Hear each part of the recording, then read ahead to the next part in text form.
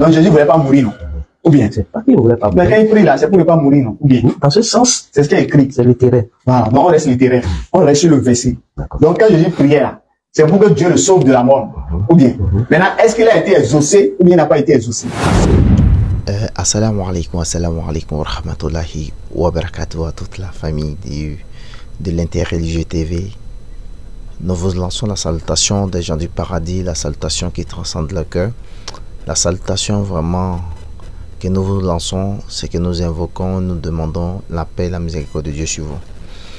Et nous vous disons encore une fois de plus, bienvenue sur notre chaîne de l'Interreligieux TV. Et comme vous le savez, nous sommes sur l'une de nos chaînes sur lesquelles vraiment il n'y a que des débats, de change d'idées et, si on peut dire comme ça, de débats sur toutes les différentes religions bien sûr. Et aujourd'hui nous allons partir au Bénin.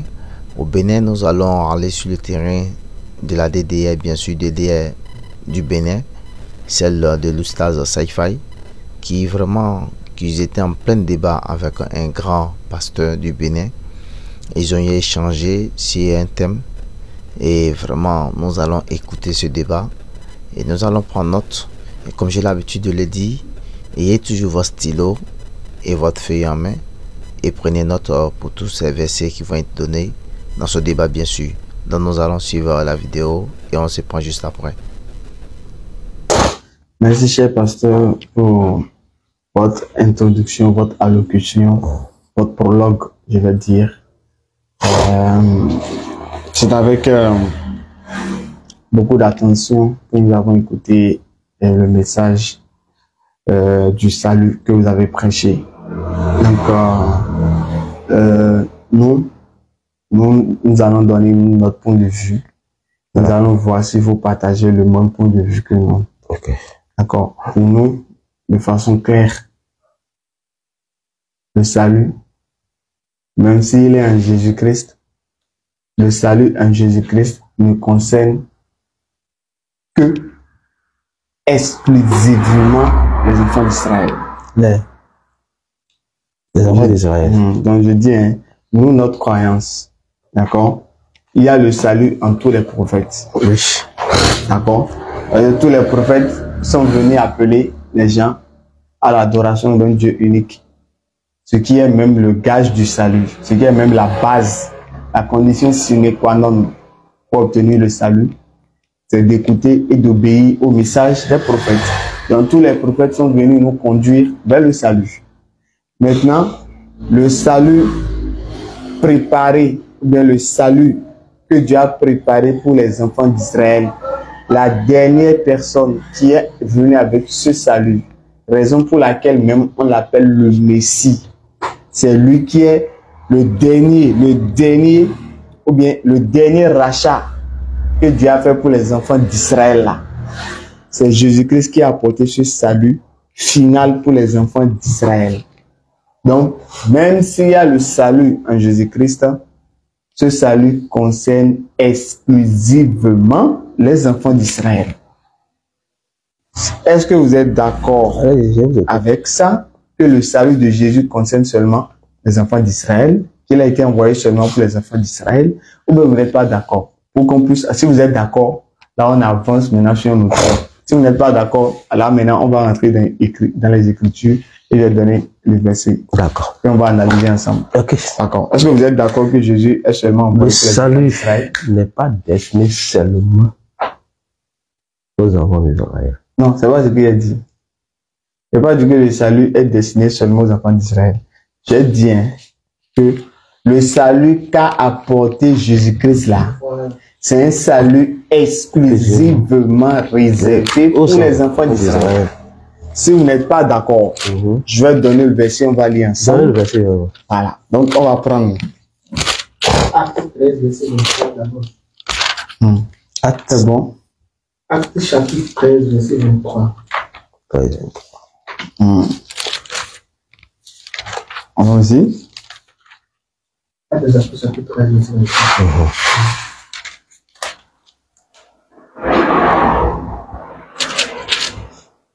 Oui, allez-y. Vous pouvez lire chez vous. Là, on va voir si vous êtes à la page. Oui, acte 13, verset 23. non? Allons, lisez s'il vous plaît. C'est de la postérité de David que Dieu, selon sa promesse, a suscité à Israël un sauveur, qui est Jésus. Voilà. Oui. C'est de la postérité de David que Dieu, selon sa promesse, a suscité à Israël un sauveur qui est Jésus. Donc Jésus est le sauveur de qui, selon le verset? D'Israël ou bien de l'humanité? Ok. C'est le verset d'abord. C'est le verset d'abord. Vous avez fini? C'est dit que c'est de la postérité de David que Dieu, selon sa promesse, a suscité à Israël un sauveur qui est Jésus. Voilà. Donc Jésus est sauveur d'Israël ou bien il est sauveur de l'humanité dans le verset? Dans le verset, on a dit Israël. Donc Jésus est sauveur d'Israël. Dans le verset, c'est dit que c'est Israël. D'accord. Est-ce que vous voyez? D'accord. Maintenant, ce qui est là, nous devons comprendre que et quand Jésus est venu, est-ce que Israël, même là en question, a reçu Jésus? Israël n'a pas reconnu Jésus là comme un sauveur. Il y a certains qui ont cru. Pas tout le monde. Oui. Mais jamais de la vie, est-ce que jamais de la vie, un prophète n'a fait l'unanimité? Donc, est-ce qu'Abraham, là, tout le monde a cru en Abraham? Ce que nous devons comprendre. Est-ce que Abraham, là, tout le peuple a cru en Abraham? Non. Donc, comme tous n'ont pas cru, là, donc Abraham, on va étendre sa mission, donc il devient sauveur de l'humanité parce que son peuple n'a pas cru. Non. Donc, même si un prophète a été envoyé un peu et que le peuple, à l'unanimité, n'a pas cru, mais cela ne veut pas faire une extension de la mission de ce prophète. Noé, qui a été envoyé à son peuple, est-ce que tout le monde a cru en lui? Non, non. Mais est-ce que c'est pour ça, comme tout le monde n'a pas cru, on va dire, bon, Noé, ton peuple n'a pas cru, mais bon, maintenant, on va étendre ta mission pour... Non, c'est pas comme ça. Mais ici. Donc ici, ça a été clair. Et encore, ils ont dit, c'est une promesse que Dieu a prise. Est-ce que Dieu peut changer sa promesse? Non. Voilà. Donc ce qu'il a dit, ne le fera-t-il pas? Est-ce qu'il a dit qu'il a préparé Jésus pour salut de l'humanité ou bien il a dit qu'il a préparé pour salut d'Israël? Ok. Vous avez fini? Oui. C'est chez moi, c'est chez moi. C'est chez moi. C'est mon oncle là. Mon oncle de la maison là. Je vais demander peut-être ce qu'il dit. Oui. Ok. Donc maintenant, si vous êtes d'accord que Jésus a été envoyé seulement pour Israël, je ne me fiche pas que Jésus n'est pas envoyé pour Israël. Non, il y a seulement. Pas seulement pour Israël. Ah, maintenant, lisez ici, s'il vous plaît. C'est pas moi qui ai écrit. Verset 15. Verset 24. Il faut regarder. Non, lisez ici, c'est bon quoi. Ici, vous allez voir le vrai français terre à terre. Terre à terre. Verset 15. Verset 24. C'est votre Bible même qui était ici. Là. Jésus répond. C'est ça que j'ai pris. Dieu m'a envoyé seulement pour les gens d'Israël qui sont comme des moutons perdus. Il a dit quoi? Il a déclaré. Jésus a dit quoi? Que Dieu l'a envoyé pour les gens d'Israël qui sont comme des... Non, c'est pas ce qu'elle a dit. Vous n'avez pas bien. Dieu m'a envoyé. Et Jésus répond. Bon, disons, le verset 23 d'abord. Mais Jésus ne lui répond pas un mot. Ses disciples s'approchaient de lui et lui disent, fais partie cette femme. Elle n'arrête pas de crier derrière nous.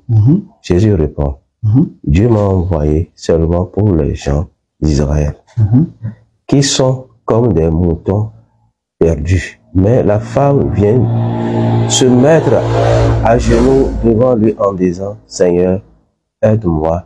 Jésus lui répond, ce n'est pas bien de prendre la nourriture des enfants de la table et de la jeter aux petits chiens. Mais la femme lui dit, Seigneur, tu as raison, mais pourtant les petits chiens mangent les miettes qui tombent de la table de leur maître. Alors Jésus répond à la femme, ta foi est grande, que les choses se passent pour toi comme tu veux. Et au même moment, sa fille est guérie. Voilà. Donc le passage que je veux, Jésus dit, Dieu m'a envoyé seulement. Il a dit seulement, ou il n'a pas dit seulement. Il a dit seulement. Donc c'est vrai, non? Donc, il a dit, donc, ce qui est là. C'est vrai, D'accord, c'est vrai. Donc Jésus a été envoyé seulement pour Israël. Israël, d'accord. On est d'accord? Allez-y. Donc je veux qu'on soit d'accord avec ce qui a été écrit. Écrit d'abord. Et Jésus a dit, On ne peut pas. Il y a dans un Jean problème. 14, hein, Jésus a dit dans Jean 14, le chemin. non, Jean 14, 24, celui qui ne m'aime pas ne garde point mes paroles. Oui. Et la parole que vous entendez n'est pas de moi. Donc Jésus dit, celui qui l'aime doit garder sa parole. Ce qu'il a enseigné, c'est ça Jésus va enseigner. C'est pourquoi il dit également dans Jean 12, verset 48 et suite. Et la parole que j'ai annoncée, c'est elle qui les jugera au dernier jour. Donc ce que Jésus a dit, celui qui dit le contraire, ça va se révéler contre lui. Lisez-moi Jean 3, 16. D'accord, avant qu'on en arrive sur Jean 3, 16, est-ce que vous êtes d'abord d'accord que Jésus a été Lisez-moi d'abord Jean seulement 3, 16. Et on va faire la conclusion. Ok, Jean 3, 16. Allons-y. Car tu as tant aimé le monde qu'il a envoyé son Fils unique afin que quiconque croit en lui ne périsse pas, mais qu'il ait la vie éternelle. Voyez-vous, tout ce que vous avez dit, n'est pas que j'ai rejeté. Non. Ce n'est pas que Jésus n'est pas venu pour la maison d'Israël. Ce n'est pas que c'est en train de rejeter. Non, seulement. C'est ça le mot. Oui, c'est pas le mot là qui vient. Le mot seulement là que vous voulez. Non, c'est ça qui vient montrer qu'il n'y a plus quelqu'un qui est concerné par le salut de Jésus. Donc, ça veut dire que, si je comprends bien ce que vous dites là, ça veut dire que le salut de Jésus là ne nous concerne pas. C'est pas moi qui ai dit, c'est lui qui a dit, non? Ok, merci. Ou bien? Ça nous concerne bien, là où ça nous concerne. Mais quand il dit seulement là, ça veut dire quoi? Le mot seulement. Ça veut dire que c'est réservé à telle personne. Est-ce que les Ivoiriens sont dedans, par exemple? On n'a pas cité les nations. Non, si par exemple je dis, Dieu m'a envoyé seulement pour Israël là. Est-ce que ça veut dire que les Ivoiriens sont dedans? D'accord. Oui. Ok, merci. Merci. Seulement pour Israël. Si je dis seulement. D'accord. Mais Dieu, j'accepte ce que vous dites là. Vous acceptez quoi? J'accepte que le salut est d'abord réservé. Non, c'est parce qu'il n'y a pas d'abord. Dans le verset là. Dans le salut d'abord. Le salut là. Parce qu'on vient d'ajouter des mots. Non, je ne vais pas ajouter d'abord. Vous avez dit d'abord. Est-ce qu'il y a d'abord? Bon, d'accord. Peut-être c'est l'expression. Non, mais il faut dire ce qui est écrit, pasteur. D'accord. Seulement là, alors. Il a dit seulement pour Israël. Pour Israël. Ok. C'est vrai, non? D'accord. Oui, c'est vrai. Est-ce que si il dit par exemple, Dieu, par exemple, un ministre vient, d'accord? Il dit le président m'a envoyé seulement pour les Béninois. D'accord? Oui. Est-ce que les Togolais sont dedans? Les Togolais ne sont pas dedans. D'accord. Donc si Jésus dit Dieu m'a envoyé seulement pour les gens d'Israël, est-ce que les Béninois sont dedans? Non. Vas-y. Non. Est-ce que les Béninois sont dedans? C'est pasteur. Les Béninois ne sont pas dedans. Voilà. Donc ce qui veut dire que est-ce que alors le salut de Jésus-Christ, ça concerne les Béninois? Le salut de Jésus-Christ, non. Est-ce que ça concerne les Béninois alors qu'ils ne sont pas dedans? Ici maintenant. Est-ce que ça les concerne? Oui. Bon, si à la base de ce verset, à la base de ce verset, on peut dire non, que ça ne les concerne pas. D'accord. Mais dans l'autre sens, ça les concerne. Donc ce qui veut dire, on prend quoi maintenant? Donc il y a contradiction. Non, il n'y a pas de contradiction. Mais il n'y a pas de soit ça les concerne, soit ça ne les concerne pas. Ça ne peut pas les concerner en même temps et ne pas les concerner en même temps. D'accord. Ouais, c'est pourquoi le mot a été clair. Seulement. Ouais, après on pourra revenir sur Jean 3, 16 que vous avez donné. Le monde dont il est question, selon Jean 3, 16, selon ce que nous on a appris. Je ne sais pas si vous avez la Bible top. C'est ça, j'ai laissé à la maison. Non. On va dire Matthieu combien? Où ça? Matthieu 15. Oui. Vous pouvez prendre verset 21 jusqu'à verset 26 peut-être. Ok, bon. Si vous voulez prendre pour voir. Non, c'est bon. Regardez ici, on dit monde. Le monde, c'est tout ce que Dieu a créé, c'est-à-dire tout ce qui existe.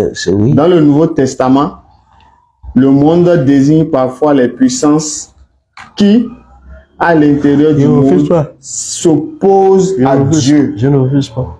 Vous avez vu? Donc ici, on peut désigner le mot monde dans la Bible ici comme les puissances qui, à l'intérieur du monde, s'opposent à Dieu. Donc, dans le monde physique, il y a un monde à l'intérieur des personnes qui s'opposent à Dieu, des personnes qui vivent dans la désobéissance. Donc, quand Jésus-Christ dit, quand Jean 3,16 dit, Dieu a tant aimé le monde qu'il a donné son Fils, afin que quiconque croit en lui ne périsse point, mais qu'il ait la vie éternelle, ça concerne le monde des pécheurs parmi les enfants d'Israël. Parce que c'était déjà dit dans Matthieu 15 là. Il a dit quoi? Tout à l'heure, vous-même, cher pasteur, vous avez dit que quand il dit les brebis perdues, vous avez dit que c'est pas perdu dans la nature. Ou bien, c'est perdu dans le sens spirituel. Donc, la désobéissance qui vit dans le péché. Donc, quand Jésus-Christ dit, Jean 3,16, Dieu a tant aimé le monde qu'il a donné son Fils unique, afin que quiconque ne périsse point, mais qu'il ait la vie éternelle. Dans le monde dont il est question, c'est ceux qui sont dans la désobéissance, ceux qui sont perdus spirituellement parmi le peuple à qui il a été envoyé. Et on peut prendre même Actes des Apôtres 2. Il faut prendre Actes des Apôtres 2, versets 21-22. Tu vas voir. Ils vont nous préciser le quiconque de Jean 3,16 car quiconque croit en lui. On va nous circoncire le quiconque, vous allez voir. Après, vous pouvez. Et après, je vais vous laisser pour que vous puissiez aller quoi. Il y a un verset qui dit à ses apôtres, vous êtes dans le monde, mais vous n'êtes pas du monde. Oui. Oui. Voilà, il s'agit. Jean 17. On peut en venir. Il faut lire le verset de quiconque. Après, le pasteur pourra rebondir. Acte 2, 21.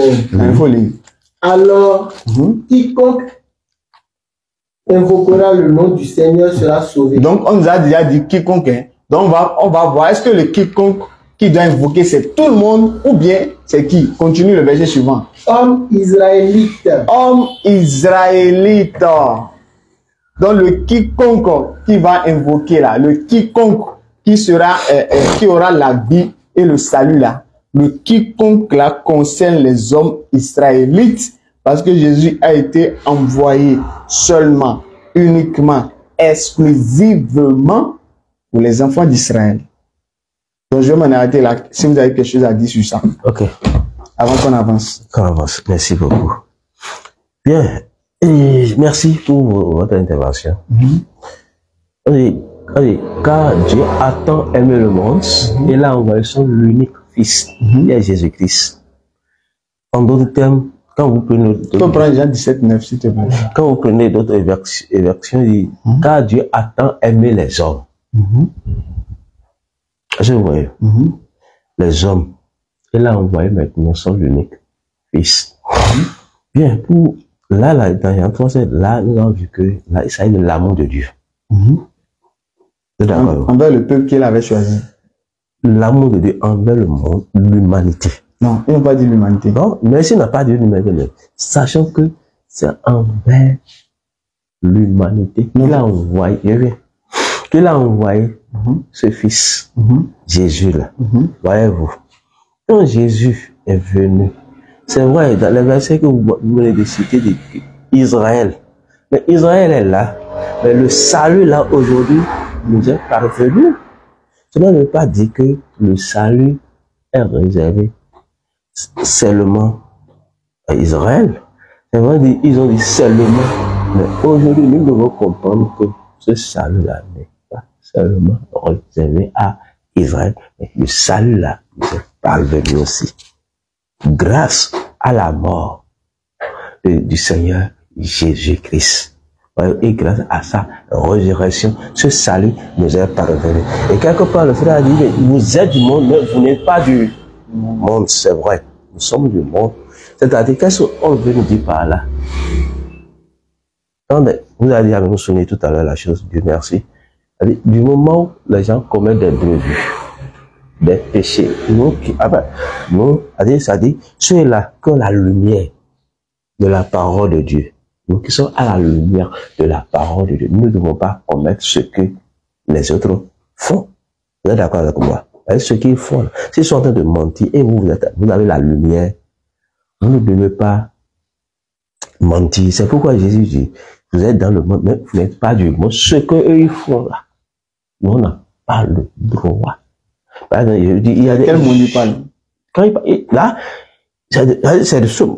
nous sommes du monde, il y a du monde physique là. Nous sommes dans ce monde-là. Voilà, aujourd'hui nous sommes dans ce monde où excusez-moi beaucoup, il y a l'homosexualité que les gens pratiquent aujourd'hui, lesbienne que les gens pratiquent aujourd'hui. Il y a des gens qui font de n'importe quoi aujourd'hui. Mais vous, Dieu merci que vous avez l'habitude de lire la parole, et vous savez, ah, ceci, on ne doit pas faire, on ne doit pas mettre ceci, dans ce sens. Mais vous, étant dit que vous êtes dans le monde là, et les gens, le monde dans lequel vous êtes bon, vous êtes dans une maison, ou dans cette maison, vous avez la lumière, vous connaissez bien la parole. Mais dans la même maison, il y a des gens qui sont là, qui adorent encore vaudou. Est-ce que vous, qui avez la lumière, vous allez encore adorer vaudou? Non? Nous sommes là, mais c'est parce que ceux-là font, nous, on n'a pas le droit d'aller le faire. On n'a pas le droit d'aller s'agenouiller encore devant ces vaudous-là, parce que nous avons la lumière, et notre lumière doit faire quoi? Doit luire maintenant devant ces gens pour pouvoir les amener aussi sur la bonne voie. Du moment où nous, on s'agenouille encore, on adore encore ces fétiches-là, ces vaudous-là avec eux, on dit que, on est avec eux, avec ceux-là ils ne verront pas la lumière qui est en nous. D'accord. Je ne vous ai pas coupé. Non. D'accord. Je voulais dire quelque chose. Oui. Si vous êtes d'accord, le mot monde là, ça a trois sens. D'accord. Monde ne veut pas dire monde comme vous le prenez. Et même si Jean 3,16 dit ça, Jésus lui-même là, il dit Matthieu 15,24, Dieu m'a envoyé seulement pour les gens d'Israël. Ça, il n'y a pas de débat, ça c'est verset clair. D'accord. Donc, on va mettre ça le salut peut vous parvenir. D'accord. Vous pouvez vous accaparer du salut. Mais cela ne fait pas de vous des gens qui sont concernés par le salut. C'est pourquoi Paul l'a dit. Vous êtes comme les branches de l'olivier frais, coupées, greffées à l'olivier sauvage, contrairement à sa nature. Donc, c'est comme si j'achète du pain pour mes enfants, mais j'amène, les enfants n'ont pas voulu manger, donc je prends pour assistance, je donne aux voisins. Mais est-ce que cela fait que, est-ce que le pain, je l'ai acheté pour les voisins? Ok. Non, je n'ai pas acheté pour les voisins, sans les voisins. Je viens. Et nous sommes greffiers dans Romain, non? Voyez-vous? Allez, nous. Mais c'est jamais Dieu qui a greffé ça, c'est ça le problème. C'est pas Dieu qui a greffé ça. C'est qui? Quoi? Ah, c'est vous qui allez me dire? Est-ce Dieu qui a greffé ça? Non, ce que tu dis là. C'est pas Dieu. Je viens. On a le salut seulement aux enfants d'Israël. Oui. Est-ce que vous voyez maintenant? Maintenant, Paul ajoute, Paul dit que nous sommes greffiers. C'est-à-dire ce que Israël est en train de rejeter. Par rapport dans vous avez pris. Que nous. Vous avez pris, non? Vous et moi. Non, on n'est pas dedans. C'est quoi? Comme il a dit, quand ils ont pris là, c'est destiné à nous. Non, c'est pas destiné à vous. Mais vous avez pris, mais c'est pas destiné à vous. D'accord? Non, c'est destiné à Israël. C'est destiné à Israël, clair. Paul a bien dit que nous sommes des greffiers. Est-ce que c'est Jésus qui a dit ça? C'est la parole de Dieu. Non. Est-ce que c'est Jésus qui a dit? Si Jésus n'a pas dit ça, si Jésus n'a pas dit ça, mais est-ce qu'il a dit ça? Si Jésus n'a pas dit ça, est-ce que Jésus a dit d'abord? Jésus n'a pas dit ça. Voilà. Donc, c'est pour Jésus on prend. Non, je viens. Bien. Je viens. Mais la parole que Paul a prononcée là, comprenez-vous que c'est une parole inspirée de la part de Dieu. Non, je ne suis pas d'accord. Je ne suis pas d'accord. D'accord? Moi, je peux vous montrer le verset où Paul dit, celui dit ne dit pas selon le Seigneur. Je vous montre ça. On prend 2 Corinthiens 11, 17. 2 Corinthiens 11, 17. Oui. Allons-y. Vous allez lire, vous allez voir que ce que Paul dit là, ça ne vient pas de Dieu. Et vous pouvez pas ça vient de lui-même. Ah, lisez pour voir. C'est pas moi qui ai dit. 2 Corinthiens 11, 17. Allons-y. Vous allez lire tous ensemble, vous allez voir. Et toi, tu peux voir Romains 3, 7. Et après, on va passer maintenant sur la crucifixion de Jésus là. 2 Corinthiens 11, 17. Si vous êtes là, vous pouvez lire, on va voir. Je peux? Oui, allez. 2 Corinthiens 11, verset 17. Ce que je dis avec l'assurance d'avoir sujet de me glorifier. D'avoir sujet. Il dit avec l'assurance d'avoir sujet de se glorifier, lui, Paul. Donc, il parle pour sa gloire et non pour la gloire de Dieu. Vas-y. Ok. Je ne le dis pas selon le Seigneur. Ah, je ne le dis pas selon le Seigneur. Pas le Seigneur qui m'a demandé de dire. Mais comme par folie. Mais je parle comme si j'étais fou. Donc je parle selon la folie. Donc est-ce que ce que Paul dit là, il le dit selon le Seigneur ou bien il ne le dit pas selon le Seigneur? On lisait à part le verset 7. Dit, je répète que personne ne me regarde comme un insensé. Sinon, recevez-moi comme un insensé afin que moi aussi je me glorifie un peu.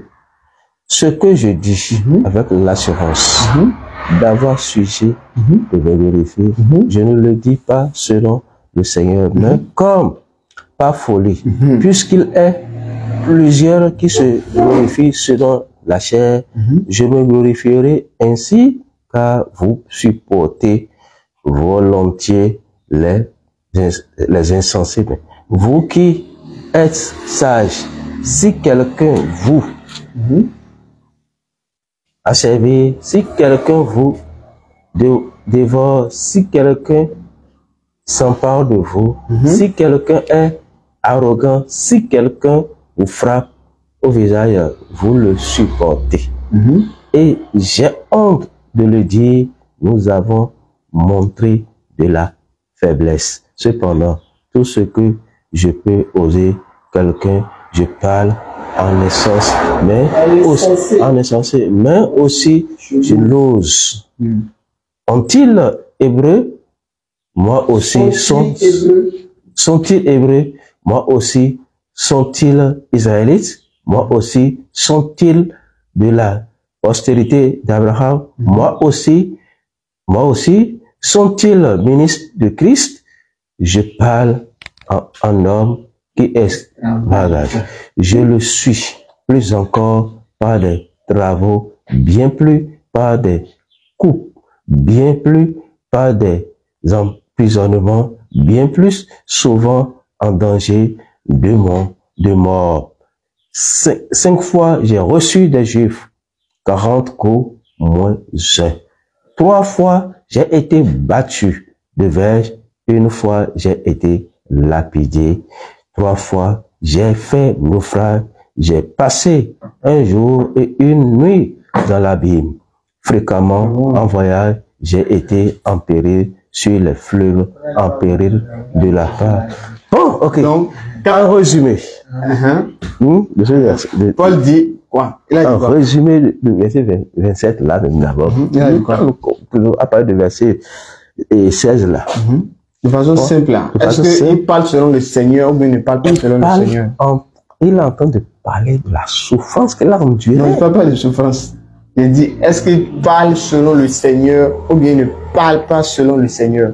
Parce que le contexte dit, c'est pas la souffrance qui nous a amené dans le verset. On veut savoir ce que Paul dit là. Vous m'avez dit qu'il a dit ça parce qu'il était inspiré. C'est vrai qu'il est inspiré. Et moi, je vous ai dit, je vais vous montrer le verset. Paul lui-même dit ce qu'il dit là. Il ne le dit pas selon le Seigneur.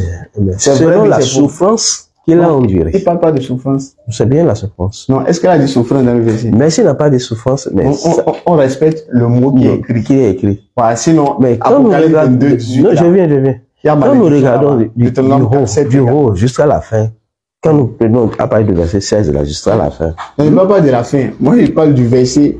Est-ce que Paul parle selon le Seigneur? Il y a un problème. Non, je vais m'expliquer. Je vais vous dire quelque chose. Si nous prenons le verset seul, on risque de quitter même dans le contexte. Je suis dans le contexte, mais je me suis, et ce que je veux, ça, c'est au niveau du verset 17 là. On peut continuer après. Et ça va parler de souffrance, mais c'est pas souffrance là qui est.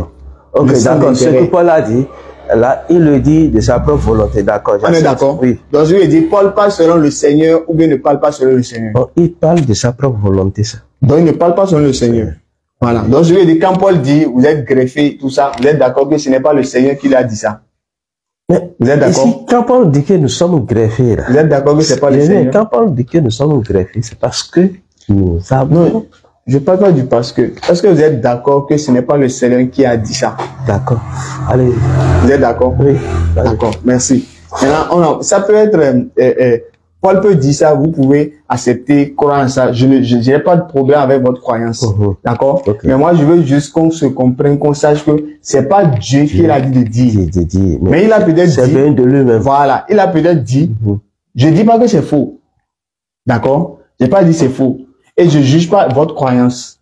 D'accord? Mais, voilà. Mais c'est pas Dieu qui lui a dit de dire que vous venez vous greffer au salut. C'est pas Dieu qui l'a dit de dire ça. Mais il a dit, et lui-même, il a attesté qu'il ne parle pas selon le Seigneur. Voilà. Donc maintenant, on avance maintenant. Vous avez pris le côté que Jésus-Christ est mort ressuscité. D'accord? Bon, nous, musulmans, nous ne croyons pas que Jésus-Christ soit mort à la croix. À la croix. Nous, on ne croit pas en cela. D'accord? Et nous avons lu des versets dans la Bible. C'est vrai, il est écrit dans la Bible qu'il est mort ressuscité, c'est écrit. Mais il y a encore des versets que si on les analyse, ça montre clair que Jésus-Christ ne peut pas aller à la croix. D'accord? Maintenant, pour demander question simple. Est-ce que Jésus peut demander quelque chose à Dieu, Dieu va refuser? Non.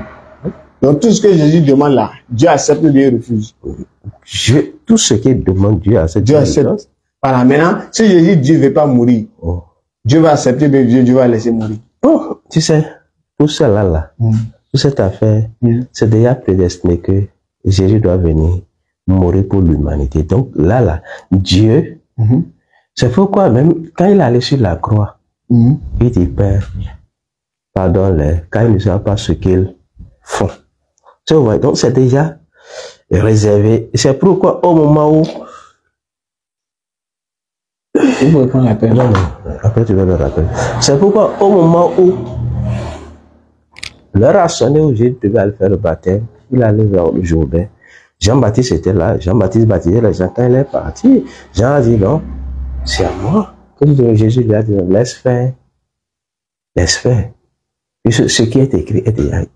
Donc laisse faire. Baptise-moi. D'accord.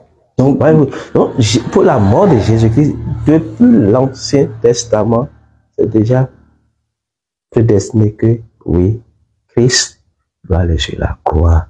Donc, c'est comme il allait à un abattoir. D'accord. Il n'y a pas, moi, j'ai pas vu un verset dans l'Ancien Testament où ils ont parlé de résurrection dans tout l'Ancien Testament là. S'il y a un seul verset, ou bien, s'il y a une seule prophétie, qui dit dans l'Ancien Testament que quelqu'un va mourir, ressusciter, vous pouvez donner un seul. Je n'ai pas dit, mais c'est déjà prédestiné par les prophètes. Que quoi? Que le Messie viendra. Et il va faire quoi? Et le Messie va venir. Faire quoi? Et sera le sauveur de l'humanité. Mais dans l'Ancien Testament, dans le Nouveau Testament, tout est accompli. Je suis d'accord que le Messie va venir. Mais est-ce que l'Ancien Testament a dit que le Messie viendra mourir, ressusciter? Je suis d'accord que le Messie va venir. Vous êtes d'accord avec moi que le Messie va venir. Dans l'Ancien Testament, c'est dit qu'il ira à l'abattoir. Que le Messie va venir. Oui. Maintenant, est-ce il ira à l'abattoir. Est-ce que l'Ancien Testament dit que le Messie, là, s'il vient, va mourir, ressusciter? Si l'Ancien Testament n'a pas parlé de sa rédaction, mais l'Ancien Testament a déjà prédit sa mort. Non, je ne parle pas de sa mort. Je demande, est-ce que l'Ancien Testament dit qu'il va venir mourir, ressusciter? Bon, on va revenir sur ça prochainement. D'accord. Maintenant, on va avancer, d'accord? Je veux qu'on va lire le passage de Hébreux. Hébreux 5, verset 7. Tu as pris l'autre version là. Ainsi, au cours de sa vie sur terre, allons-y. Jésus, avec de grands cris, il criait, et des larmes, a présenté des prières et des supplications à celui qui pouvait le sauver de la mort. Et il a été exaucé à cause de sa soumission à Dieu. D'accord. Donc, je sais pas, qu'est-ce que vous avez compris du verset? S'il peut reprendre, vous allez écouter. Hébreux 5, 7, non? Attends. Pour reprendre, vous allez écouter. Ainsi, au cours de sa vie sur terre, Jésus, avec de grands cris et des larmes, a présenté des prières et des supplications à celui qui pouvait le sauver de la mort. Et il a été exaucé à cause de sa soumission à Dieu. D'accord. Parce que si vous pouvez nous expliquer. C'est non. Dit des grands cris. C'est ça, hein? Et avec l'âme. C'est ça. Bien, Ensuite encore. Nous devons comprendre que ce passage d'abord se réfère probablement à la prière intense de Jésus dans le jardin de Gethsémani. Puisque dans le jardin de Gethsémani, il a amené ses disciples et c'est là où il a fait une prière intense à Dieu. Une prière, il disait quoi? Donc, il a fait une prière intense à Dieu et ce que Dieu lui a épargné, tout ce que la mort implique. Mais parce qu'il a reçu de Dieu l'aide lui permettant de supporter les souffrances qui lui étaient réservées, il arrive que nous savons aussi amener à affronter des épreuves et que nos prières ferventes semblent rester sans réponse. Donc Jésus, il est dans ce jardin, il a adressé une prière fervente à Dieu dans cette difficulté. Il voulait quoi? L'aide de son Père.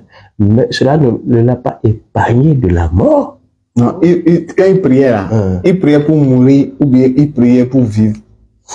Bon, il priait, il dit, car c'est lui qui, dans les jours, oui, c'est ça, hein? C'est lui qui, dans les jours de sa chair, avant, ayant présenté avec de grands cris et avec l'âme des prières et des supplications à celui qui pouvait le sauver de la mort et ayant été exaucé à cause de sa piété. Voilà. Donc, il priait là. Il priait pour mourir ou bien pour être sauvé de la mort. Sauvé de la mort. Attends. Sauvé de la mort, d'accord. Cela signifie qu'une personne a été empêchée de mourir dans une situation critique. Donc, est-ce que la prière que Jésus faisait là, c'est pour qu'il soit sauvé de la mort ou bien c'est pour qu'il meure? La prière là, c'est pour qu'il soit sauvé de la mort ou bien c'est pour qu'il meure? Si nous prenons le contexte du verset, c'est pour qu'il soit sauvé. Mais en réalité, pour qu'il soit sauvé, mais en réalité, puisque c'est un plan qui a été établi, où Jésus devait aller sur la croix par la mort là est venue. C'est vrai, il a adressé la prière à Dieu. Il veut vivre. Il veut vivre. Il veut pas mourir. Il veut pas mourir. Donc il veut pas que la prophétie s'accomplisse. Mais, je viens. Et cette prière qu'il est en train d'adresser à Dieu d'abord, mais puisque c'est une prophétie, vous avez constaté dans sa prière du Père que toi seul, que ta volonté soit faite. Je suis d'accord. Donc, sa volonté, mais la volonté du Père. Et la volonté du Père, c'est quoi? C'est que Jésus aille sur la croix. Donc Jésus et le Père, ils ont une volonté différente. Il dit, mais qui l'a envoyé? C'est le Père. Maintenant, est-ce que la volonté du Père, là, c'est la volonté de Jésus? Mais si le Père veut que le Fils soit mort, non, je dis, hein, est-ce que la volonté de Jésus, là, c'est la volonté du Père? Est-ce qu'ils ont la même volonté ou bien c'est volonté différente? Vous allez savoir. D'accord, c'est ce que tu veux comprendre.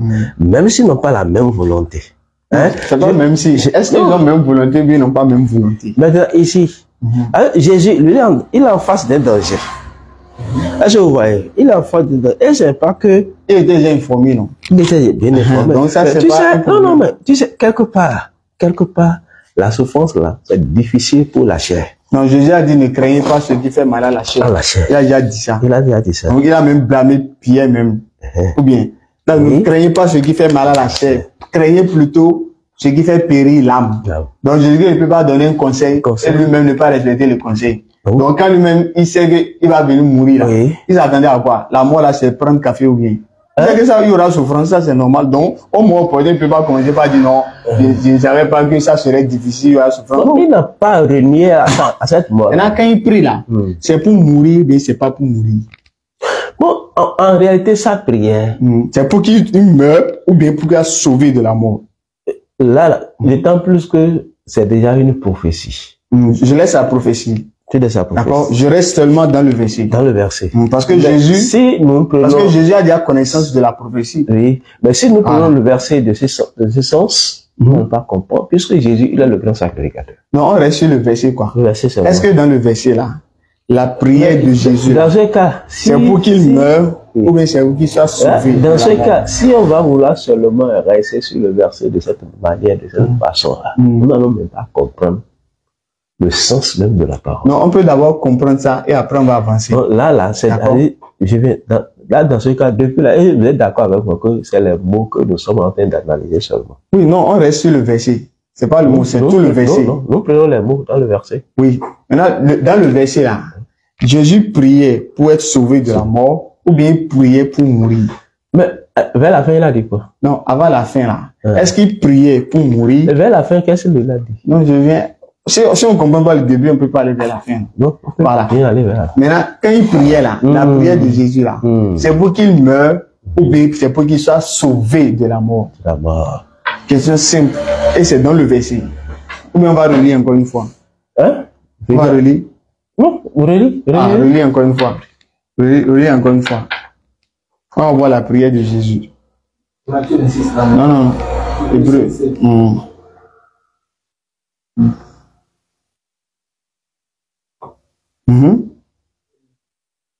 Oui, je lis la lecture. Ainsi, au cours de sa vie sur terre, Jésus, avec de grands cris et des larmes, a présenté des prières et des supplications à celui qui pouvait le sauver de la mort. Et il a été exaucé à cause de sa soumission à Dieu. Voilà. Il a présenté... Il faut lire jusqu'au verset 10. Vas-y, jusqu'au verset 10. Bien qu'étant fils de Dieu, il a appris l'obéissance par tout ce qu'il a souffert. Et c'est parce qu'il a été ainsi amené à la perfection qu'il est devenu pour tous ceux qui lui obéissent l'auteur d'un salut éternel. Verset 10. Dieu, en effet, l'a déclaré grand prêtre dans la ligne de Melchisedec. Il est sacrificateur selon l'ordre de Melchisedec. Il n'y a pas de problème pour ça. D'accord? Maintenant, le problème, c'est de savoir, est-ce que la prière que Jésus faisait là, la prière là, il priait pour mourir ou bien il priait pour vivre, pour être sauvé de la mort? C'est ça. C'est ça la question simple. C'est la question simple. Cher pasteur. Oui, merci. Il dit, c'est lui qui, dans les jours de sa chair, ayant présenté avec de grands cris et avec larmes. C'est ça, hein? On continue? On continue? Des prières et des supplications à celui qui pouvait le sauver de la mort. La seule personne qui pouvait le sauver, c'est Dieu. C'est Dieu, non? Et Dieu, le Dieu encore, il est capable, il a encore la force de lui dire non, de le soumettre encore à cette mort-là. Je suis d'accord. Je suis d'accord que Dieu a la capacité, la force de le faire périr. Je suis d'accord. Maintenant, prière de Jésus là, c'est pour qu'il meure ou bien c'est pour qu'il soit sauvé? Bon, littéralement, si nous venons, c'est pour qu'il soit sauvé. C'est pour qu'il soit sauvé de la mort. Donc Jésus ne voulait pas mourir, non? Ou bien? C'est pas qu'il ne voulait pas mourir. Mais quand il prie là, c'est pour ne pas mourir, non? Ou bien? Dans ce sens, c'est ce qui est écrit. C'est littéraire. Voilà. Donc on reste littéraire. On reste sur le verset. Donc quand Jésus priait là, c'est pour que Dieu le sauve de la mort. Ou bien? Maintenant, est-ce qu'il a été exaucé ou bien il n'a pas été exaucé? Il n'a pas été exaucé. Il faut lire la fin du verset. Lisez la fin du verset. Quand Jésus a fait la prière. Il dit, s'il a été exaucé. Non, je viens. S'il a été exaucé de cette manière-là. Non, il n'y a pas de manière. D'accord. Lisez seulement, on va voir s'il a été exaucé. Et ayant été exaucé à cause de sa piété. Il a été exaucé ou bien il n'a pas été exaucé? Ayant été exaucé à cause de sa piété. Est-ce qu'il a été exaucé? Mais dans ce cas, est-ce que le Seigneur n'a pas parlé de la mort? Non, je demande, est-ce qu'il a été exaucé? D'accord, il a été exaucé littéralement. Vous êtes d'accord? Vous êtes d'accord qu'il a été exaucé? Oui. Donc sa prière, c'est de ne pas mourir. Et Dieu l'a exaucé. Donc il dit, Dieu, je ne vais pas mourir. Dieu l'a exaucé. D'accord? Celui qui a prié, exaucé veut dire quoi? Ce que j'ai dit, on m'a écouté. On vous a écouté, non? Donc si Dieu a exaucé Jésus, Jésus demande de ne pas mourir, Dieu l'a exaucé. Ça veut dire quoi? Ça veut dire, si Dieu... Jésus dit de ne pas mourir, Dieu l'a exaucé. Ça veut dire quoi? Conclusion. Pas compris. Non, ça veut dire qu'il est mort, mais il n'est pas mort. Il dit, il ne veut pas mourir. Dieu a accepté. Dieu l'a exaucé. Oui. Dieu l'a sauvé de la mort. Oui. Ça veut dire qu'il est mort ou bien ça veut dire que Dieu l'a sauvé, l'a épargné, il n'est pas mort. Bon, en fait, Jésus est mort. Non, je parle du verset. Du verset. Dans le verset, Si Dieu l'a là, exaucé exaucé de la mort, là, ça veut dire quoi? Si Dieu l'a exaucé de la mort. Non, il n'y a pas de si. C'est Voilà. déjà écrit. Dieu l'a exaucé de la mort. Ça veut dire quoi? Mais Dieu l'a exaucé de la mort, mais il est mort. Non, exaucé de la mort veut dire mourir, c'est ça? Non, exaucé de la mort veut dire mourir. Il n'a pas été, le Seigneur n'a pas épargné de la mort. Non. Est-ce que exaucé de la mort veut dire mourir? Si exaucé de la mort ne veut pas dire, ne dit pas veut dire mourir. Voilà. Donc, exaucé de la mort veut dire quoi? Non, si exaucé de la mort là, si exaucé, si vraiment. Vous mettez si la il a condition. été, ah bon. D'accord. Exaucé de la mort veut dire S'il est quoi? exaucé de la mort, Ça veut dire mourir. il ne devait pas mourir. Voilà. Est-ce que Jésus a été exaucé de la mort? Bon, il est exaucé ici. Donc, il n'est pas mort. Mais dès que nous, non, Jésus, en réalité, quand nous venons dans le sens spirituel. Non, ici on est dans le champ physique d'abord. D'accord. Ici, là, il a Bon, été... voilà, Jésus n'est pas mort. D'accord. Maintenant, ça c'est selon vous, non? Oui. Maintenant, selon la Bible, là, ici, là, selon l'hébreu, là, il a été exaucé, non? Oui. De la mort. Oui. Donc, ça veut dire quoi? Exaucé de la mort veut dire quoi? Il est ressuscité, c'est pourquoi il est ressuscité. Donc, exaucé de la mort veut dire ressuscité. Il est ressuscité. Donc, quand Jésus priait, là, c'est pour qu'il meure, non? Il priait pour mourir, non? Il avait demandé, tout d'abord, il demandait la faveur de son Père. Sauvé de la mort. Il va nous expliquer. Cela signifie qu'une personne a été empêchée de mourir dans une situation critique. Par exemple, quelqu'un peut être sauvé de la mort par une intervention médicale rapide. Il est sauvé de la mort. Maintenant, ressuscité, cela signifie que la personne est effectivement morte et qu'elle a ensuite été ramenée à la vie.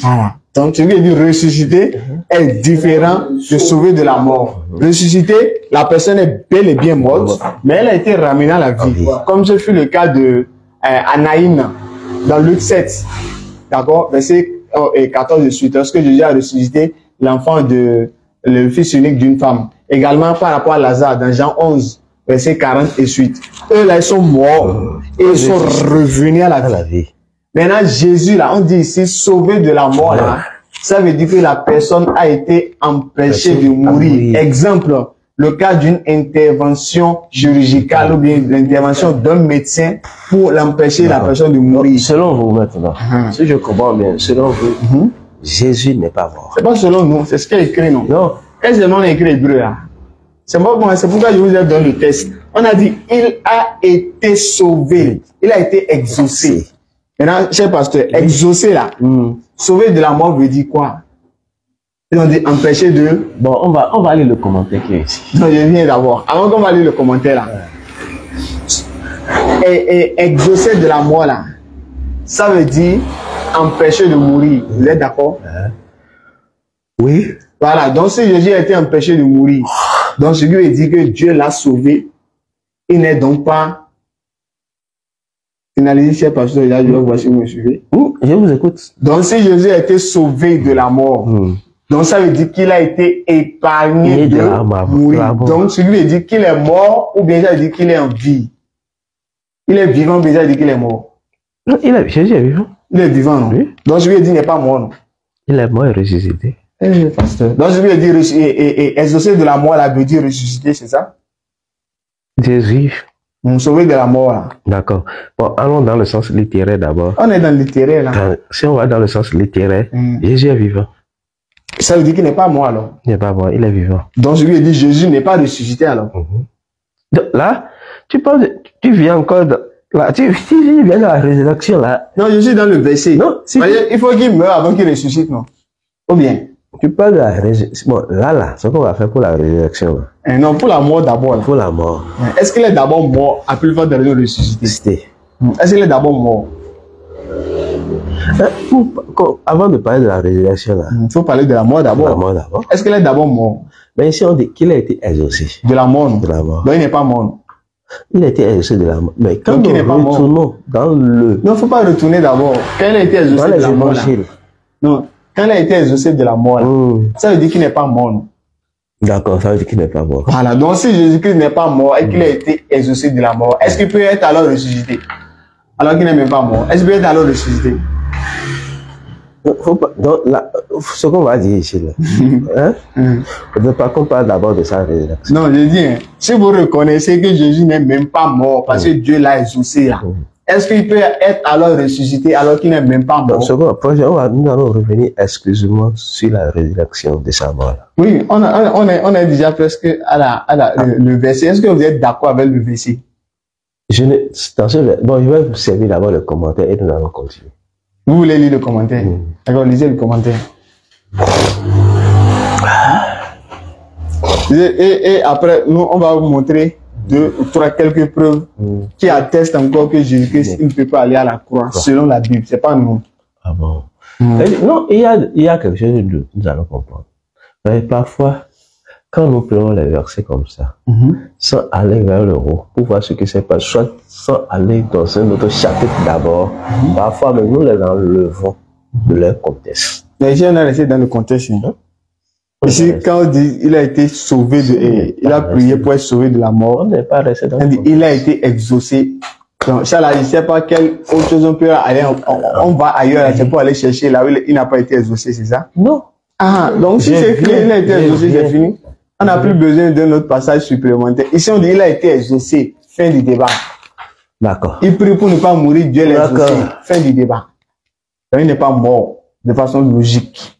Sauf si, peut-être, on va dire que Hébreux 5:7 là, c'est faux.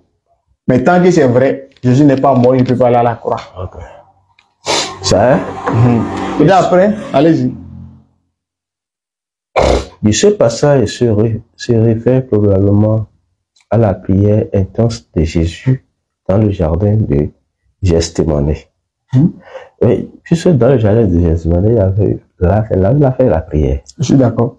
Je suis d'accord avec moi, intense. Et donc, la prière de Jésus a été exaucée. Non pas en ce que Dieu lui a épargné tout ce que la mort impliquait, mais parce qu'il a reçu de Dieu l'aide lui permettant de supporter les souffrances qui lui étaient réservées. Il arrive que nous soyons aussi amenés à affronter des épreuves et que nos prières ferventes semblent rester sans réponse. Dans ces moments, nous devons nous souvenir que Jésus a été éprouvé de la même manière et que Dieu nous accordera la grâce suffisante pour supporter les épreuves par lesquelles il permet que nous passions. C'est bon. Eux-mêmes ont dit que Dieu a exaucé Jésus. Voilà, donc s'il a exaucé.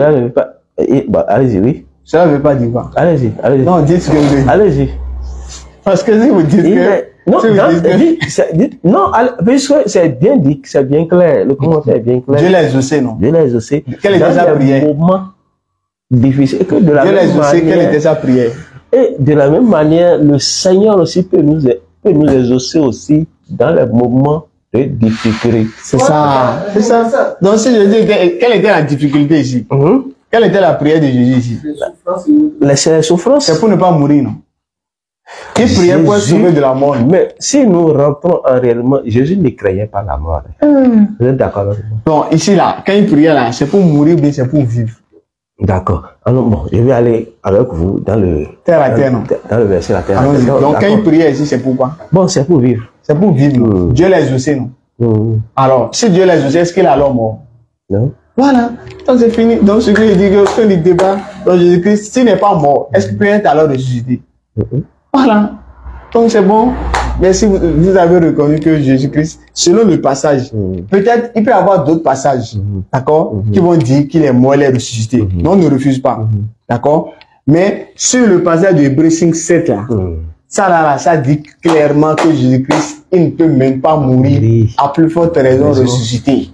Mais il y a des passages dans la Bible où c'est écrit qu'il est mort, c'est écrit qu'il est ressuscité, c'est écrit que ils ont pris son corps, ils l'ont mis dans le sépulcre. Tout ça, c'est écrit. Donc, on ne refuse pas.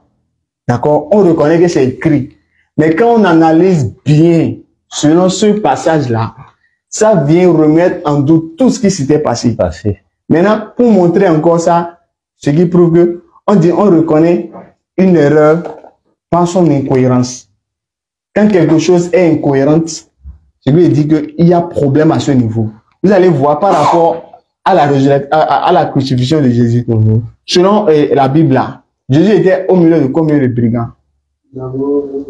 Deux brigands. Non? Maintenant, combien ont insulté Jésus parmi les brigands là? C'est une seule personne. C'est un qui l'a insulté, non? Vous allez voir, on va lire selon la Bible. On lit d'abord 4, 657. Dans le Coran. Non, dans le Coran, Allah nous dit clairement. Surat quoi? Non. Acte combien? Non, surat. C'est dans le Coran. On va lire d'abord le verset du Coran qui donne notre point de vue. Oui. Allons-y. Et à cause de leurs paroles, nous avons vraiment tué le Christ Jésus, fils de Marie, le messager d'Allah. C'est ce que les Juifs disaient. Ils disent qu'ils ont tué Jésus, on a tué le messager d'Allah. Maintenant, Allah veut les refuter. Or, ils ne l'ont ni tué. Allah les refute maintenant. Or, ils ne l'ont ni tué. Donc, ils ne l'ont même pas crucifié.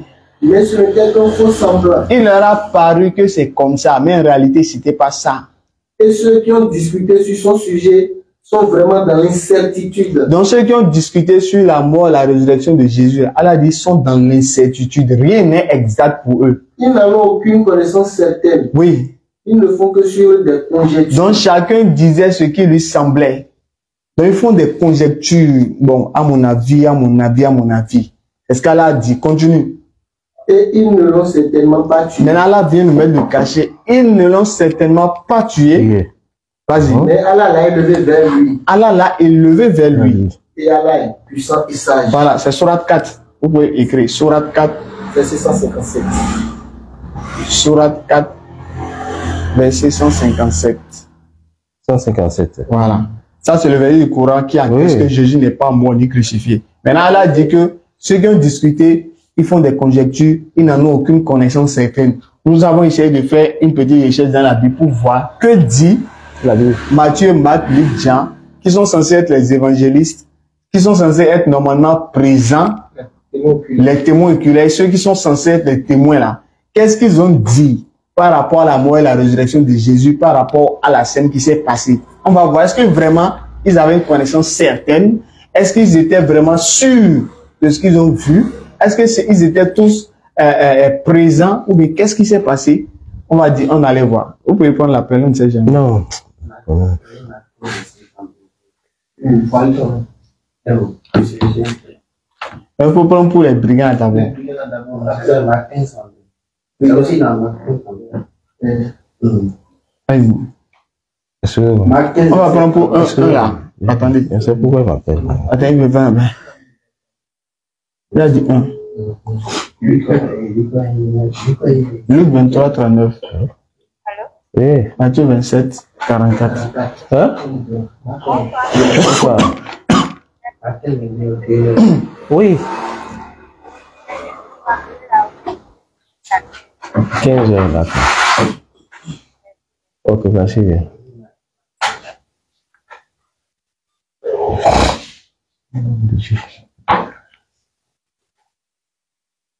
Ok.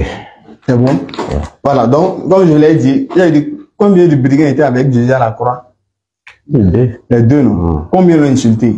Une personne. Une personne. Donc, c'est pas les deux qui l'ont insulté.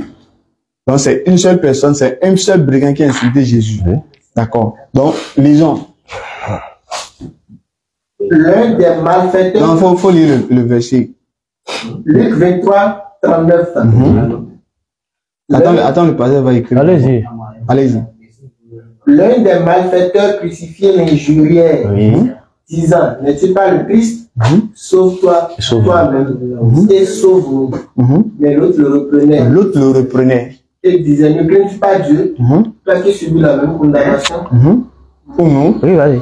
Pour nous, c'est justice, mais pour nous, car nous recevons ce qu'on mérite nos crimes, ce qu'on méritait nos crimes. Mais celui-ci n'a rien fait de mal. c'est bon? Oui. Voilà. Donc ici, c'est un brigand qui a insulté. Est-ce que le deuxième a insulté Jésus? Non. Le deuxième a fait quoi? Il reconnaît. Il a défendu Jésus. Lui ne l'a pas insulté. C'est vrai, il reconnaît son autorité. Voilà. Donc, je lui ai dit, est-ce que le deuxième l'a insulté? Non. Non. Donc, c'est un seul qui a insulté. On va maintenant, ça, c'est ce que Luc a dit, non? Ou bien, Luc il est censé être présent.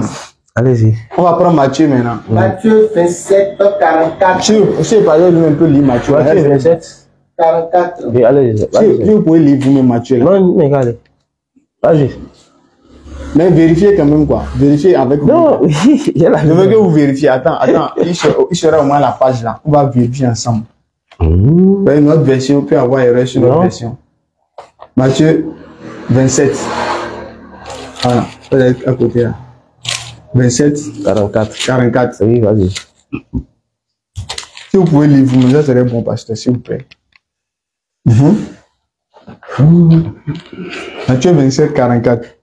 Vous pouvez briser là. Déjà bon. 44. Il dit, les brigands.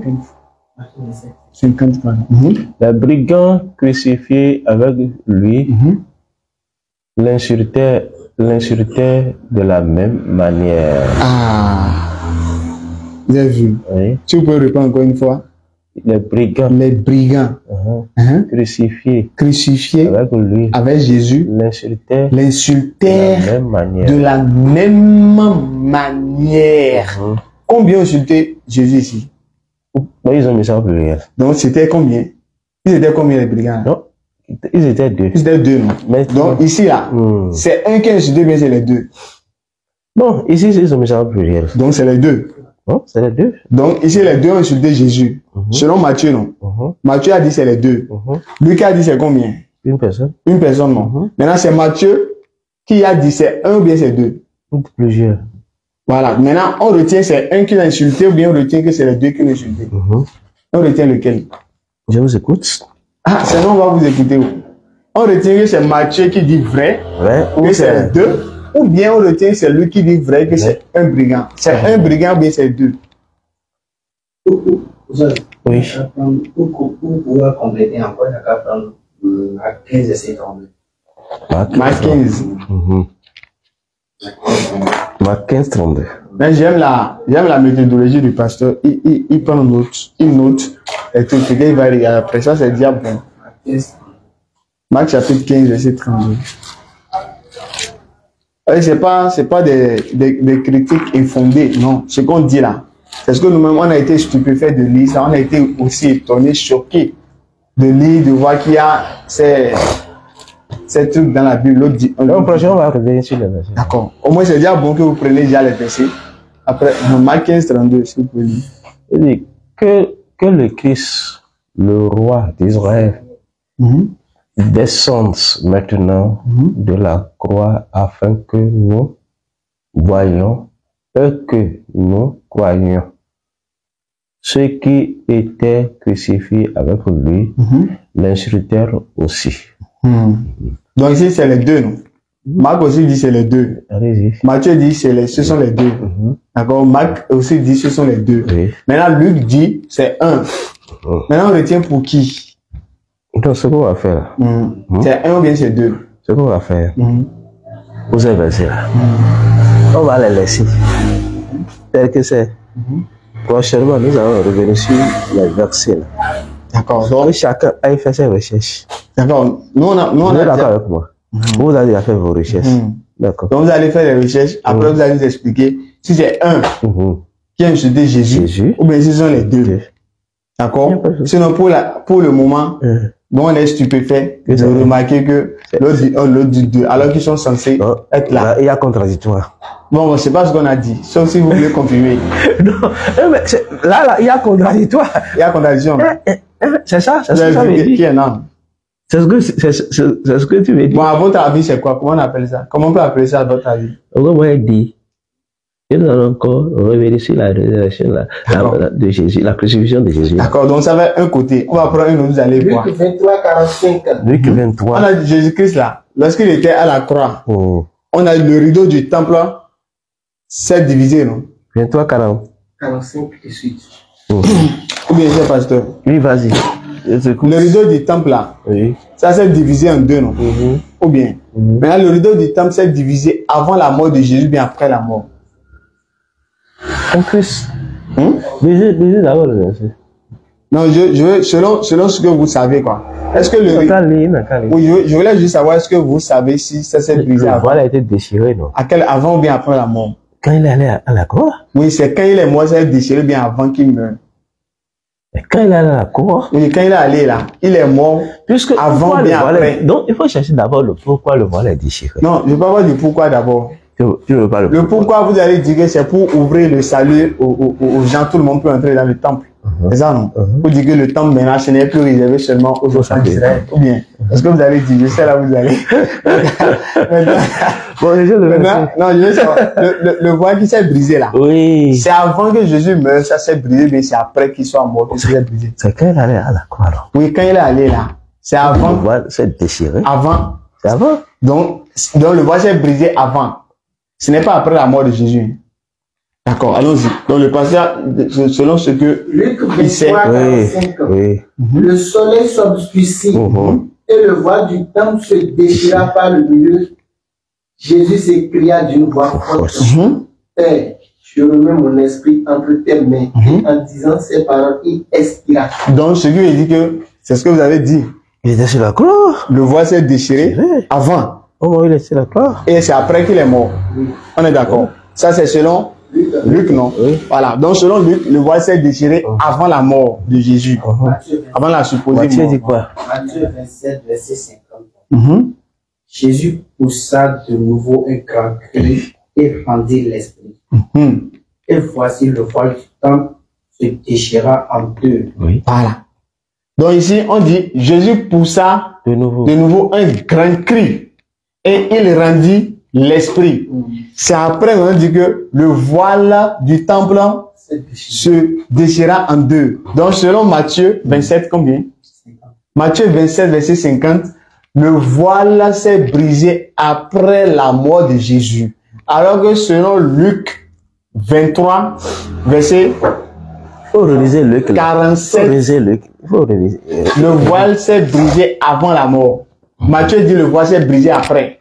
Il faut retire quoi? Lis-moi Matthieu. Matthieu 27. Matthieu bien Luc. Matthieu d'abord. Matthieu 27, 50. Oui. Marc également dit La même chose que qui? que Matthieu. Que Matthieu. Oui, comme aussi dans... C'est les deux qui l'ont insulté là. Marc a la même chose avec... La 15 dans 8. Et rendit l'esprit. Donc Jésus poussa de nouveau un grand cri. Il rendit l'esprit. Donc je lui ai dit, selon ce passage, il est censé être déjà mort. Continue. Et voici le temple se déchire. Et le voile du temple se déchira en deux. Voilà. Donc ici, cher pasteur, le voile s'est déchiré avant ou bien après la mort? Jésus poussa de nouveau un grand cri et rendit l'âme. Voilà. Donc ici, il est mort, non? Et rendit l'âme. Et voici le voile du temple se déchira en deux. Depuis le haut jusqu'en bas. Voilà. La terre trembla.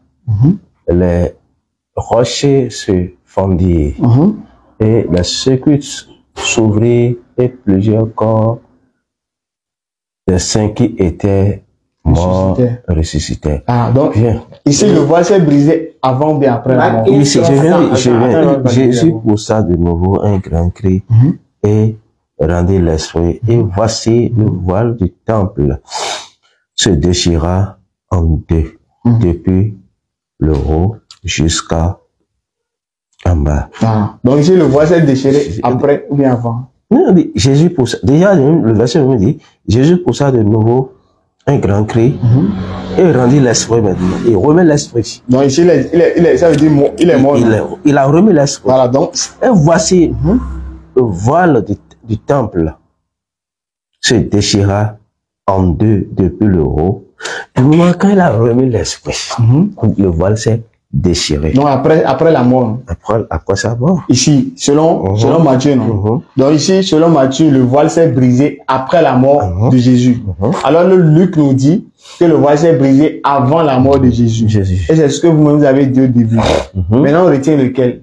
C'est avant ou bien c'est après que le voile s'est brisé? Oh, le Luc est venu compléter Matthieu.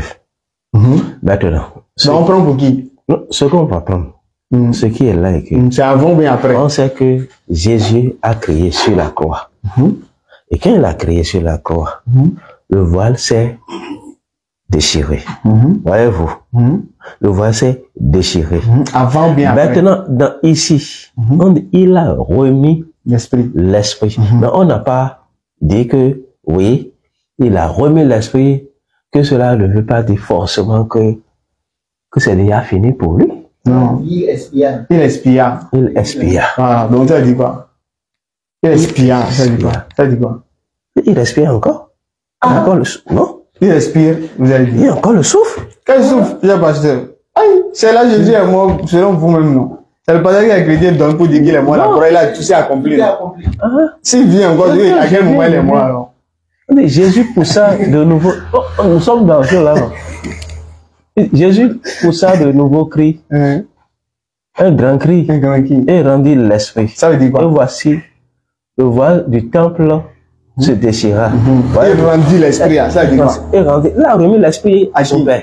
Quand on remet l'esprit, est-ce que notre corps est en vie encore? Le corps n'est plus là. Donc, il est mort. Il est mort, il Voilà. a remis l'esprit. Donc, Et dans Luc dit, Oui, ici d'abord. Donc ici, le voile s'est divisé après la mort ou bien avant. Dans Matthieu là. après sa mort, C'est après la mort. Oui. Maintenant, Luc a dit que c'est avant la mort avant la mort. que le voile s'est brisé. Maintenant, on retient pour qui? Allons dans Luc là toujours. Luc Allons dans 23. Luc. Allons-y. Luc 23, 47, non? Non, 45. 45. Allons-y. Il faut relire. Donc vous allez vous-même lire pour que ça soit sous vos yeux, quoi. Non, regardez. Non, lui, il a déjà lu. Lisez vous-même, s'il vous plaît. Là, ça serait sous vos yeux vous-même. Là, on va pouvoir suivre ensemble. Peut-être on va peut-être terminer sur ça. Luc 23, 45. Comment ça va dire? 40. Il était déjà environ la 6e heure et il eut des ténèbres sur toute la terre jusqu'à la 9e heure.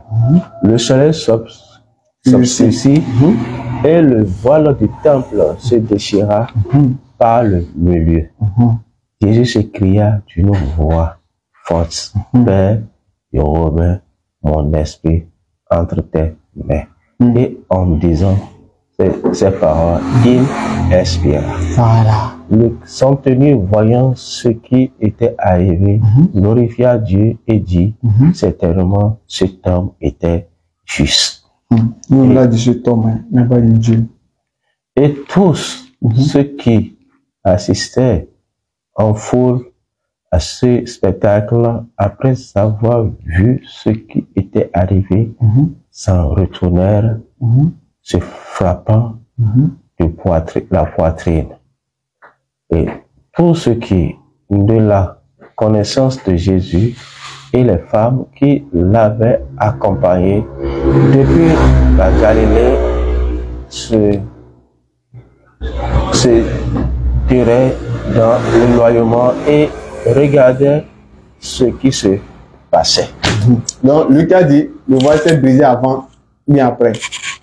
Pour Luc là. Pour Luc, C'est avant ou bien après? le soleil le temple se déchire. Et le soleil, du moment où le soleil va à son dernier demain, il dit, en ce moment-là, et il dit, et Jésus s'écria d'une voix forte, Père, je remets mon esprit.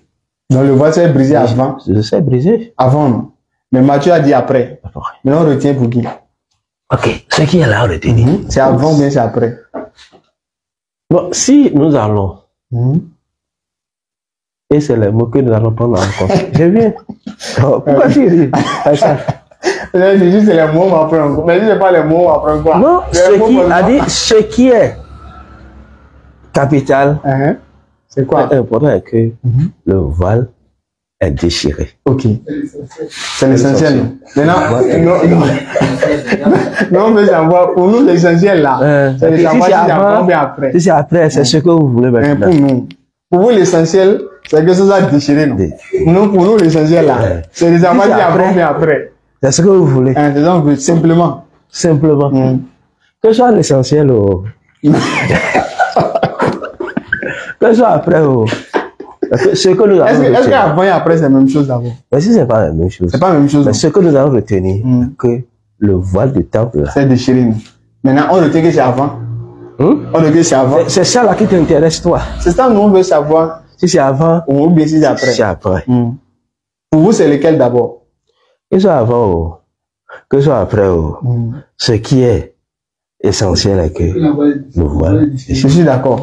Je suis d'accord que l'essentiel pour vous, c'est que ce soit déchiré. Je suis d'accord. Maintenant, pour moi, l'essentiel là, je veux juste savoir ce que c'est avant. D'accord.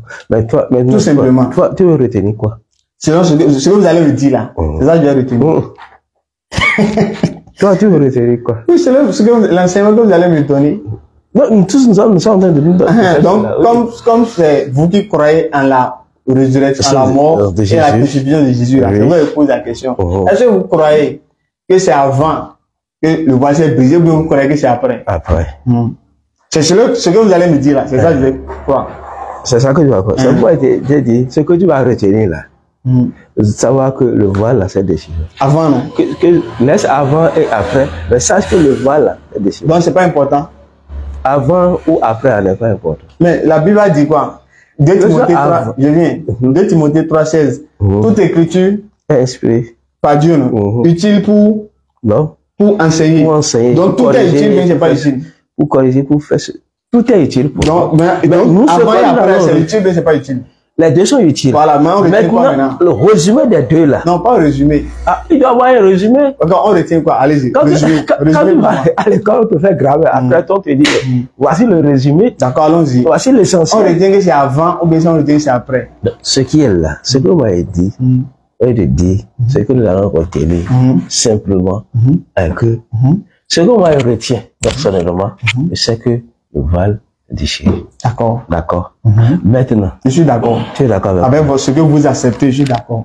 Maintenant, si toi tu vois que bon, que c'est après qui t'intéresse, ou c'est avant qui t'intéresse, là. Non, c'est pas moi qui dis, je demande ce que vous croyez. Ce que moi je crois, que c'est avant. Et ce que je sais, c'est que le voile là, est déchiré. Et avant? Avant non? Bon, c'est ce que je disais. Si nous allons prendre le temps. Non, c'est pas le temps. C'est le temps qu'on... C'est utile. On a dit c'est utile. C'est utile. Toute écriture est inspirée par Dieu, non? Utile pour enseigner. Nous sommes en train de résumer tout, les deux là. Avant, il n'a pas dit de résumer. Est-ce que la Bible a dit de résumer sa parole? Elle a dit de résumer sa parole. Maintenant, si je prends avant, je laisse après. Si je prends après, je laisse avant. Moi, je ne sais pas, c'est vous qui allez me dire. C'est pourquoi je te dis ce qui a retenu. Donc, vous ne prenez aucun. Ce qui a gardé là, c'est que nous savons que le voile là, temple là, c'est déchiré. Donc vous ne croyez pas que c'est avant, c'est déchiré? Que ce soit avant. Non, est-ce que vous croyez que c'est avant? Que ce soit avant. Parce que si vous dites que ce soit avant ou après, oui. Comment vous pouvez savoir que le voile est vraiment déchiré? Est-ce que vous dites avant et après? Comment vous savez? Ok, merci. Là où on a dit avant sa mort et après sa mort. C'est ça, hein? Je veux donner un exemple, s'il vous plaît. Je donne. On dit avant et après que le voile est déchiré. Les deux versions disent quoi? Que le voile est déchiré. D'autant plus que les deux versions déjà disent que le voile est déchiré. À quoi ça sert encore de commencer à tirer? Donc les deux sont vrais. C'est vrai. Donc ce qui a retenu est que le voile est déchiré. Maintenant, ce qui vous pose comme question là, si vous dites avant ou après, ça n'a pas d'importance. Comment vous saurez vraiment si c'est déchiré? Parce que si c'est déchiré, ça doit être soit avant ou bien soit après. Donc si vous dites peu importe, mais comment vous savez, comment vous pouvez être sûr que c'est déchiré? Je vais donner un exemple. Oui, vas-y.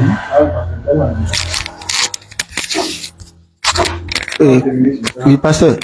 Par exemple, vous êtes assis devant votre église avec un frère et il y a un accident devant vous.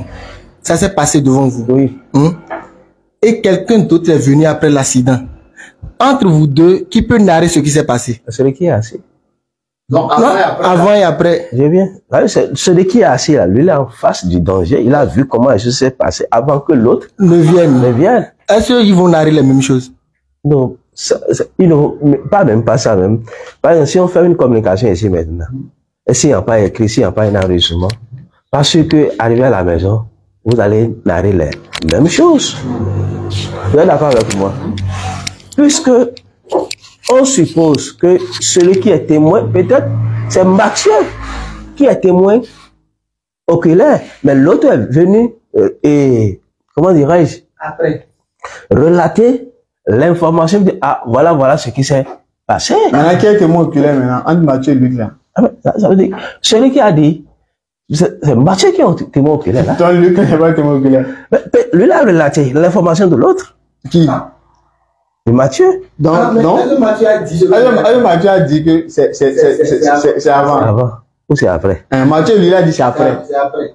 Après, non. Maintenant, comme Luc veut relater là, pourquoi il n'a pas dit c'est après? Pourquoi il n'a pas dit que c'est... Il veut relater, non? Oui. Quand on relate ce qui est fait, non? Et il relate sur Mathieu. Tout à l'heure, vous avez donné les exemples, moi, mais j'en ai donné aussi. C'est pas que l'exemple que vous avez donné, j'ai rejeté. Vous êtes d'accord avec moi? C'est pas que votre exemple, là, vous avez parlé de la situation, c'est pas que j'ai rejeté. Puisque celui qui est venu ne peut pas relater exactement ce qui s'est passé comme celui qui est témoin oculaire. Donc, est-ce que là, maintenant, c'est important de savoir qui est venu avant et après, mais c'est pas important? Si la police fait le constat. Ils vont demander avant ou après, ils ne vont pas demander. Donc, ce que nous allons retenir, retenons celui qui a la première personne qui a relaté l'information. C'est qui la première personne? L'évangile commence par qui? Par Matthieu. Donc, celui par qui ça commence, à acheté pour lui. Oui. Je suis pas d'accord avec vous. Donc, si c'est ça, ce qu'on va faire, bon, là, oui. Je suis pas d'accord avec vous. C'est grave. C'est grave parce que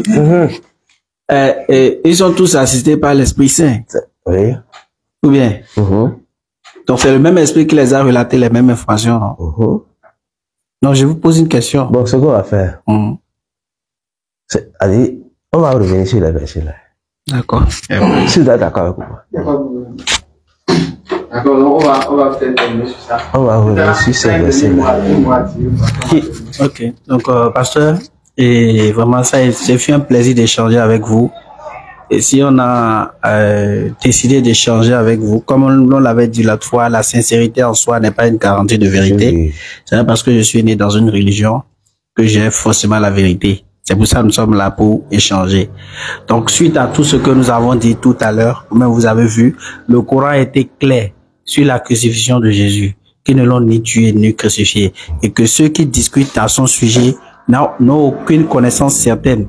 Ils ne font que sur des conjonctures.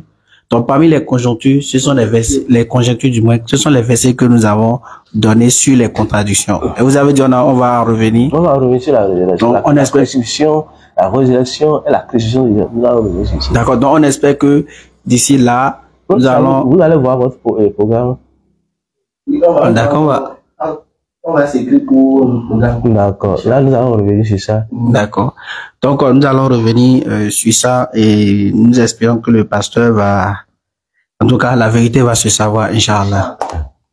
Merci beaucoup. Merci beaucoup. D'accord. Donc, oui. Parce que le pasteur avait dit, au début de l'échange, il avait dit quelque chose. Il avait dit, je crois bien, que c'est pas parce que je suis né dans le christianisme. Vous avez dit ça, non? Oui. Que c'est vrai. C'est pas forcément parce que je suis né dedans que c'est forcément vrai. Que j'ai reçu le salut, que j'ai le salut. Donc, voilà. Donc, si on arrive à prouver que le salut n'est pas forcément ce que vous prétendez, normalement, selon la logique, et sincèrement, vous devez accepter la vérité, tout là où le salut est. Je sais pas si je me fais comprendre. Oui. Si on arrive, si vous nous prouvez par exemple que selon le Coran, ce que nous faisons n'est pas vrai, nous on est obligé normalement de vous suivre. De la même façon, si nous prouvons dans la Bible que le salut ne dépend pas de la crucifixion de Jésus, la mort et la résurrection de Jésus, vous devez faire preuve d'honnêteté parce que de là, il s'agit de l'âme. Et nous avons dit, tu peux obtenir tout ce qui est sur cette terre, mais si ton âme n'est pas sauvée, c'est ça qui est grave. C'est ça. Non, on va revenir encore sur ça. Ok. Puisque vous savez, après le salut, c'est un peu... On va revenir sur ça. D'accord. On va revenir sur ça. Parce que, vous allez dire, oui, par exemple, les recherches que vous êtes en train de faire maintenant, peut-être vous parlez de cette grâce, cette connaissance. D'accord. Peut-être vous êtes là, mais il y a certaines choses qui ne... va pas vous dire mais pourquoi ceci, pourquoi c'est comme ça, pourquoi donc vous êtes lancé maintenant dans les recherches. Donc, et peut-être, ça veut dire qu'ils nous ont mis au monde. Dans vous avez pas eu connaissance de ces versets. Bien sûr, je relis la Bible. Non, je veux dire, est-ce que vous avez une fois eu connaissance des versets où on dit un brigand, là-bas on dit deux brigands. Vous avez une fois vu ça. Oui. Et quelle a été votre réaction? C'est, en tout cas, moi, à mon avis.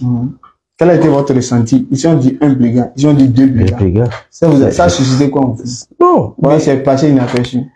Non, c'est pas passé inaperçu. Quelle a été votre réaction à voir quand on parle des brigands, c'est pourquoi dire que nous allons revenir sur les versets là, terre à terre. Je voulais juste savoir quel a été votre ressenti, quoi.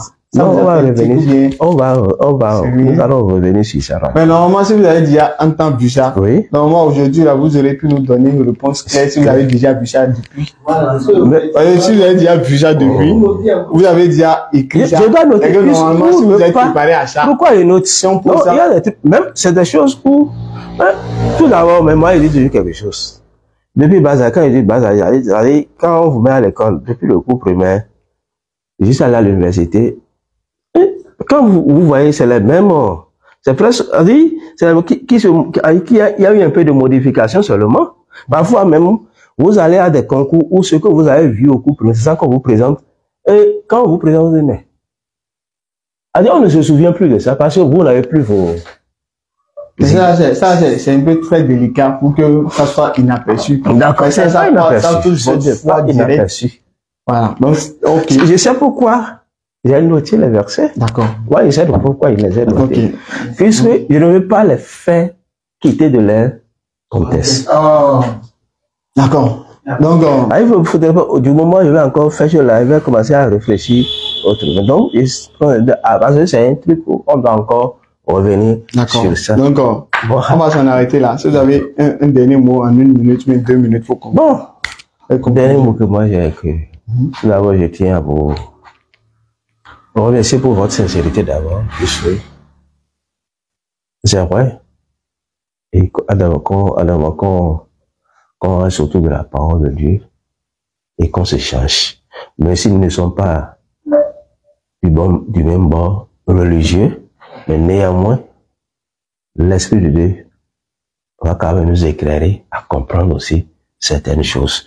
Et je vous dis, nous sommes musulmans, on n'a pas besoin d'aller chez quelqu'un ce soir. Alors, tel que je l'ai de la fois passée, parfois c'est nous-mêmes qui nous limitons dans nos recherches. L'homme n'est rien. Mais à part Dieu, il n'y a plus autre chose à faire. Donc, chacun de nous, ce qui est essentiel est que chacun de nous se laisse à Dieu et que le Seigneur le guide, que Dieu puisse lui montrer le vrai chemin. Parce que moi, il dit toujours quelque chose. Moi, il dit toujours, ce n'est pas une église qui va me sauver moi, c'est Dieu qui va me sauver. L'église ne peut pas me donner la vie. C'est la parole. Dès que j'ai la connaissance de la parole, j'aurai la vie. Ok, d'accord. Donc, vraiment, merci beaucoup, cher pasteur. Donc, je serre la main. Merci beaucoup. On soyez bénis. Amen. Le précieux nom du Seigneur. Amen. Qui a créé Jésus.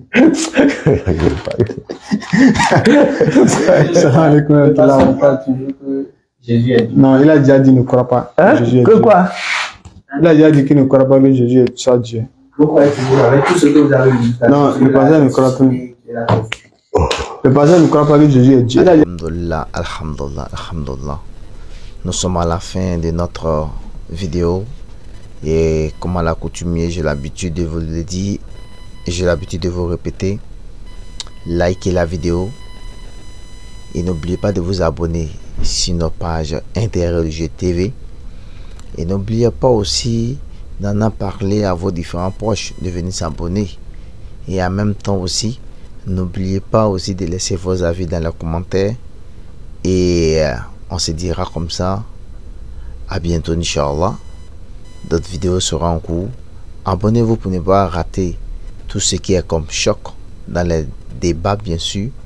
Dans les débats, nous aurons beaucoup de surprises. Et sur ce, nous allons dire Assalamu alaikum wa rahmatullahi wa barakatuh et à bientôt bien sûr.